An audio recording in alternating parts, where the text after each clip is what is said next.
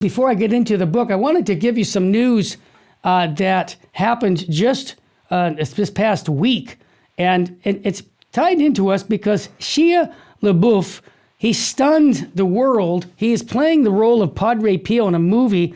This is a movie star who had lived a life like St. Augustine, I'll just say, wine, women, and song. And as he studied the life of St. Padre Pio and went to the traditional Latin Mass with the Christ the King Institute, which I really think they're a wonderful group. The priests are powerful preachers, I might add, too, so look those people up.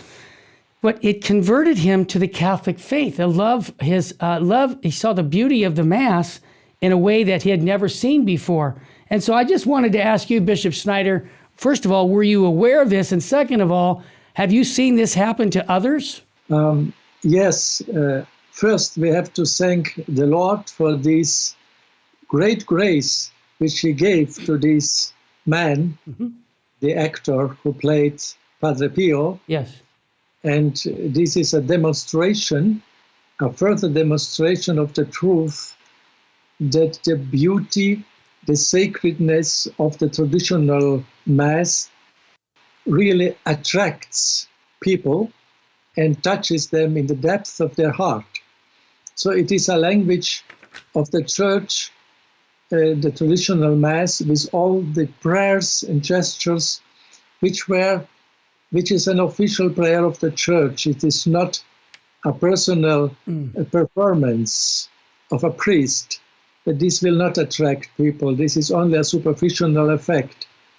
But this language of the Church, of the traditional rite, which is a prayer more than 1 millennium at least old, not only 50 years or 100 years or 400 years. It is a rite which is documented in documents at least 1,000 years in the same form, the same gestures, the same prayers, so sanctified. And therefore, it is a power.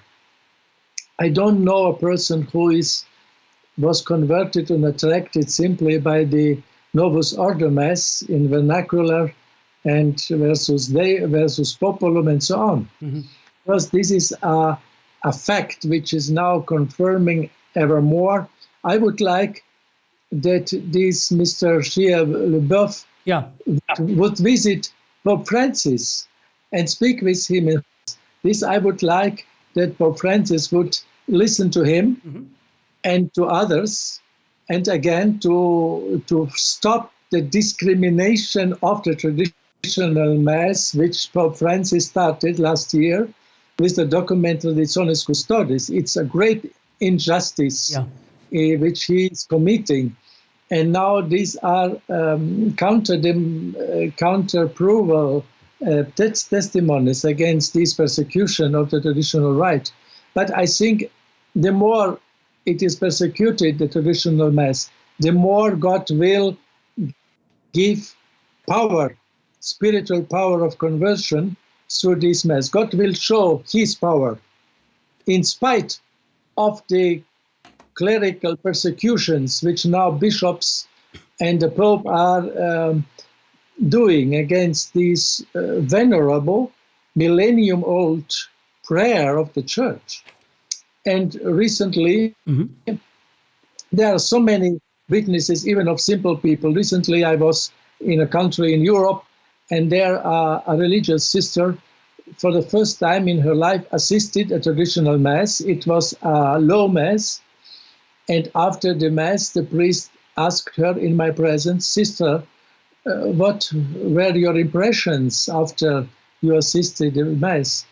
She said, "I never in my life assisted such a Mass." And she said, "My impressions were three: sacredness, silence, and beauty." This she perceived. This was the language of this Mass. Wow, that reminds me of Cardinal Sarah saying, "Silence strengthens our weakness. It arms us in patience. It restores our courage. Silence is the language of love. Nothing in the world is more important than the silence of God." And so, boy, what that sister said is powerful.